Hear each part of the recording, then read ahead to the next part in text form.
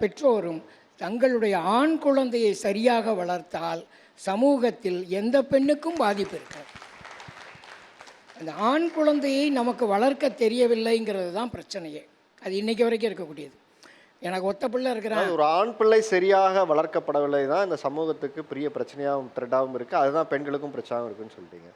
ஆமாம், அது ரொம்ப முக்கியம்னு நினைக்கிறேன். அதே பெண்கள் இங்கே ஒரு இடத்துல இப்போது சரியாக வளர்க்கப்படுற சூழல் இருக்குன்னு நினைக்கிறீங்களா இன்றைய காலகட்டத்தில்? இல்லை, இன்றைக்கு என்னென்னா பெண்களுக்கான வெளி என்பது இப்போ தான் கொஞ்சம் ஓப்பன் ஆகிருக்குன்னு சொல்லுவேன். முழுசாலாம் ஓப்பன் ஆகலை.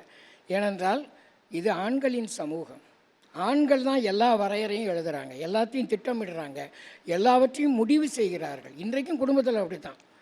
நான் பொதுவாக சில இடங்களில் சொல்லுவேன், வீட்டிற்கு நடுவில் முளை அடித்து வச்சு மாடு கட்டுவோம்ல, அது மாதிரி ஒரு கயிறை கட்டி பெண்களை விட்டுருக்காங்க.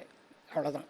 அவங்க அந்த எல்லையை, கயிற்றினுடைய அளவு தீர்மானிக்கிறது குடும்பத்தில் இருக்கக்கூடிய அல்லது சமூகத்தில் இருக்கக்கூடிய ஆண் மனம் ஒன்று இருக்குது. அதுதான் நம்ம அதுதான் தீர்மானிக்குது. நீங்கள் இதுவரை படிக்க போகலாம், ஒரு காலகட்டத்தில் நீ 8ஆம் கிளாஸ் படித்தா போதும், ஒரு காலகட்டத்தில் 11th படித்தா போதும், ஒரு காலகட்டத்தில் காலேஜ் படித்தா போதும், உடனே கல்யாணம் முடிச்சிடணும். இப்போ வேலைக்கு போக வேண்டிய, அப்போ எல்லா இடத்துக்கும் பின்னாடி அந்த அளவுகோல் தான். ஒரு பெண் தன்னை முழுமையாக சுதந்திரம் என்பது பொறுப்புணர்ச்சி என்பது நமக்கெல்லாம் தெரியுங்கிற அர்த்தத்தில் தான் நான் சொல்கிறேன். ஏன்னா சுதந்திரம் என்பது பொறுப்புணர்ச்சி, சுதந்திரம் என்பது நினைத்ததை செய்வதல்ல.